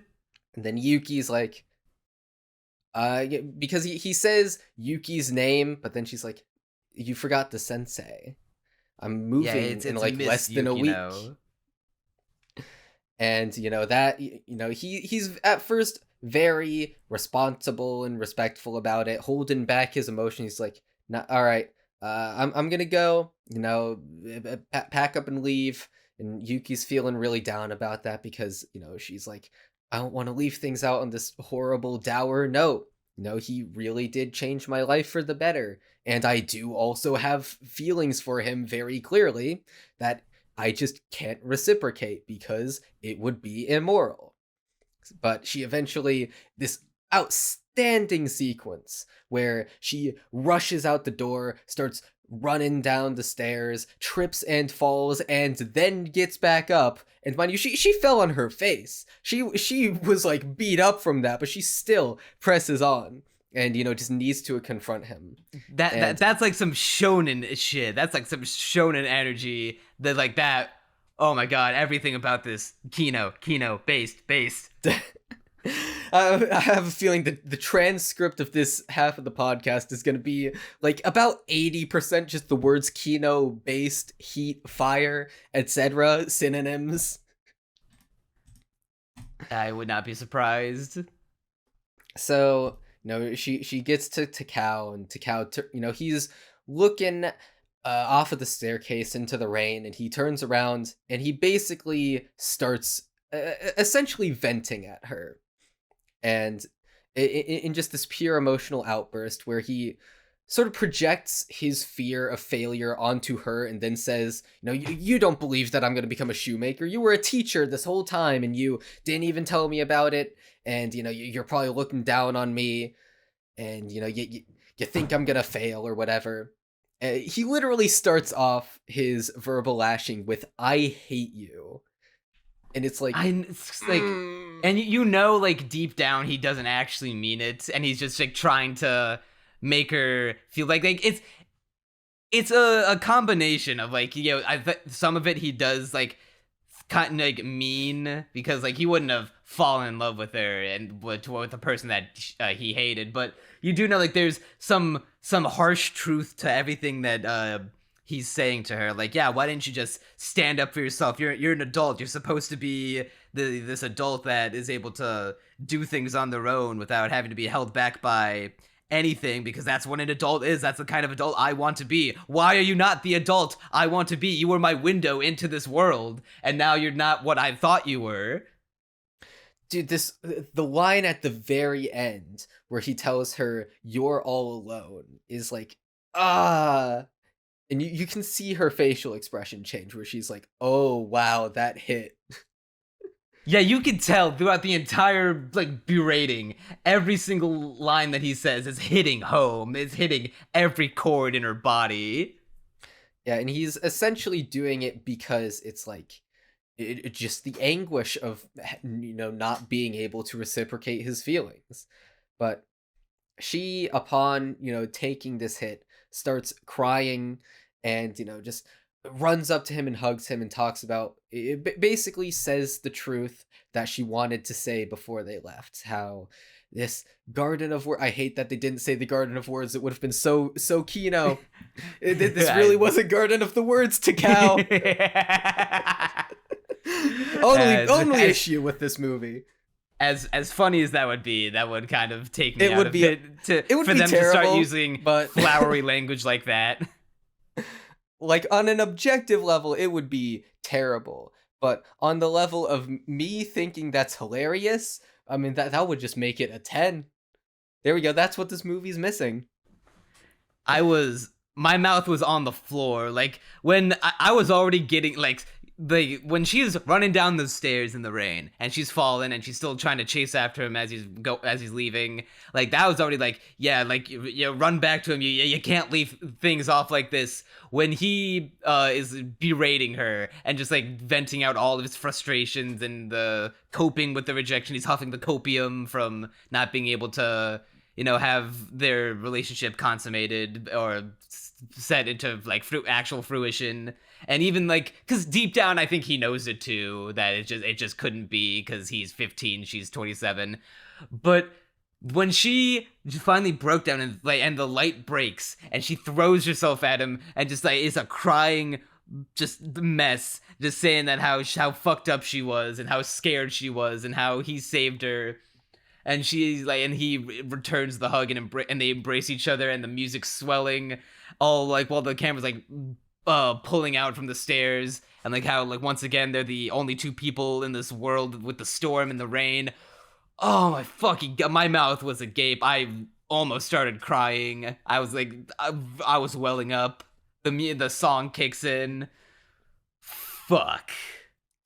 And despite the emotional devastation and then somewhat rebuilding of the ending, there is a ray of hope at the very end in the after credits sequence, where Takao is visiting the Garden of Words all alone now, during the rain, still traveling here while he's skipping school on rainy days. And he's like, someday I'm gonna grow up, I'm gonna become based, become a shoemaker, and then maybe someday it can work out. So like that little thread of hope. And he finishes the shoes that she was gonna give to her, and he leaves them on the bench. Like, come on, dude. Overall, based Kino. Yeah, the train counters I counted at 15 on the train counter, which We're means going that this pretty good on the trains. Yeah, this movie had like granted it was kind of padded because there were multiple shots where at a train station with 3 trains all lined up next to each other on the tracks. So while it averages out to one train every 3 minutes, that stat is kind of padded. I mean, hey, Shinkai, he needs to find ways to up that train counter, He needed to make up for the lack of trains in Lost Voices. He knew that, the Castaway Anime, but he knew in 2013 that Castaway Anime would be 10 years counting later. all the trains, and that he needed to put as many trains into this film in order to make up. This movie's 10 years old and as good as it was back then. It looks like it came out. It looks like it hasn't aged today. Yeah. It is phenomenal looking. I can't give it anything lower than a 9. A 9? I'm that blown away by it. I would not go that far per se. It is a very well constructed adult romantic story and romantic drama.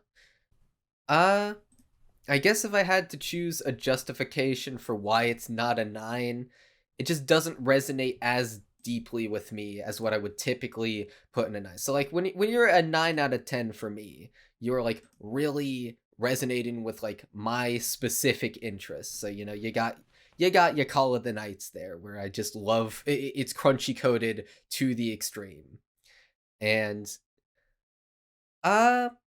it's good, it's very well put together, But although I enjoy both of the main characters and do absolutely love them, they do not resonate with me as deeply as, a lot of other characters out there. There are a lot of characters that I love much more than the main characters in this film, even though for its 45-minute runtime, these are like very well developed characters. Like it is These characters are as good, if not better, than some characters in movies that run for an hour and a half to 2 hours. Well, we've seen plenty of evidence of that. Yeah, we have podcast evidence, audio evidence on that. I feel like a longer version of this could have built up the characters so well that it would have crossed that 8 threshold for me. But as is, okay, like yeah, what at least for you, what is holding it back from it being an 8? Like what bad things about it outside of its short length? Like because I can't outside of its length, the thing. And again the shaky beginning with the narration, which is pretty much done away with. It's like 1 minute of movie that's not great as versus 44 minutes of great movie. Well, the justification I would give is that there's not even really much wrong with it, so much as it's like you can have a structurally solid movie from beginning to end and it's like paced very well, and I will enjoy myself inevitably if you make like a technically competent movie from the writing front. And I think from the perspective of writing, this is Shinkai's best movie of maybe Weathering with You rewatch will make me go back on that, because I do remember Weathering with You being good, even though I have really vague memories of it at this point. But, of what we've seen in the Shinkai-thon, by far the technically best writing. But honestly, I think 5 centimeters per second, although it is far more flawed and far more rough around the edges, might have resonated with me more. It got me feeling are you more telling emotional, me that more you think 5 centimeters per second is a better movie than The Garden of Words? It's difficult. It is. I think I'll have to think on it. Like the only thing this movie is guilty of is not being even 15 more minutes to just like live. Maybe I don't know. Like they do already enough with stuff like Takao's relationship with his mother, which is only barely glossed over. We see her like she's kind of described as being like lackadaisical and going after younger guys, and like she hasn't like she's not really a hard worker. But we see how like that is affecting her sons, because Takao has a brother, and he's like moving out, and so leaving Takao all on his own. And we see a flashback of when Takao's mom was receiving a gift, and like here's another testament to how fucking incredibly Shinkai's writing game has ascended in from this one movie alone. We see in that flashback sequence her getting the shoes as a gift, and we see like Takao like as a child like peeking into the box, and we see like how she says, "Oh, my boys always get me the best gifts," and all we have to do is infer. We don't need any like. This is the kind of thing we don't need any hard confirmation for. We can just infer with our big movie analyzing, media analyzing brains that because she probably enjoyed that so much, that's what influenced Takao to become a shoemaker. Because when he saw how happy it made his mother, and then we like hear later from him saying like, I want to make things, like making shoes is like my passion because I like making things, and it's something that I made. Like we were able to piece it together. It is a huge step up from his prior movie, like for sure. Like, yeah, we don't need to be beaten down with like it was on that like with an inner monologue of it being like it was on that day that I knew I wanted to become a shoemaker because I wanted to see any other people have that same kind of expression that my mother had when she received those shoes. We don't need that. We have the power of visual storytelling, and it's at its fucking maximum here. You really like this movie. I am Uh, surprised that I like this movie as much as I am. I knew it was good. I heard it was good, but I did not know it was this good. it is very good. Uh, Incredibly technically competent on the writing front. I guess it's just missing that X factor for me, where it's like, oh, if a movie has this, all of a sudden I can buy into it completely. And like 5 centimeters per second, for as flawed as that is, I think is like such a raw exploration of its theme, like such a because Makoto Shinkai, although I don't know anything about him, yeah, that movie was probably based off a Yeah. certain something that happened in his own life, And and hey, it's in it's the conveying that first in such a raw way, you it's the know, first Shinkai movie on this marathon to have an unquestionably satisfying ending. yeah, uh, Crunchy, I'm gonna yeah. be real. I'm gonna be pressed if you give this anything less than an 8. I mean, right now I have it as a 7, so there you go. And nothing about us talking about it has like changed your opinion. Like, damn, maybe it's better than I thought.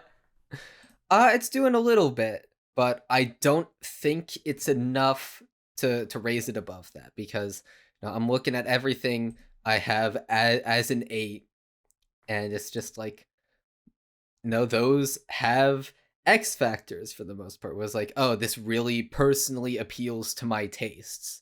It's something that I guess instinctively get.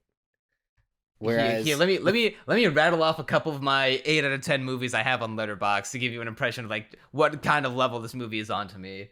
So here are some of my more recent 8 out of 10s. Let's see, we got the Kaguya movie that just came out, Inuo, The Pompo the Cinephile, Turning Red, Belle, Tokyo Godfathers, Fargo, Shrek, Nausicaa of the Valley of the Wind, the first Toy Story movie, La La Land, Promare, all of Finding Nemo, Monsters Inc. All of those movies, 8 out of 10s. This one's better than all of them. that is that is insane. For me, see, I don't watch enough movies. I need to watch more of them. That's But yeah. like, I'm gonna get you on Letterboxd one way or another. God damn it. I need to watch enough movies to have something to put on Letterboxd. You're gonna have 7 by the end of this marathon. True. I guess for a movie I've given a 9 out of 10. Actually 4 movies I've given a 9 out of 10 to. There we go.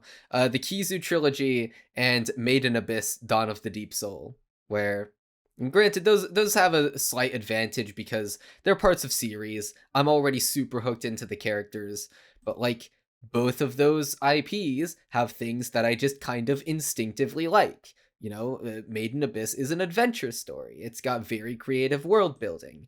It, although not as much as in the anime, nonetheless goes into that in the movie.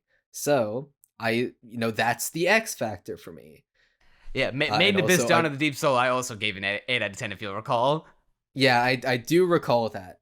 And Kizu Monogatari, well, it's Monogatari, obviously, and I buy into its aesthetic. Even though Garden of Words, amazing aesthetic, I do buy into it a little bit. Kizu's is just more personally appealing to me. I really like its color palette. I really like how it looks.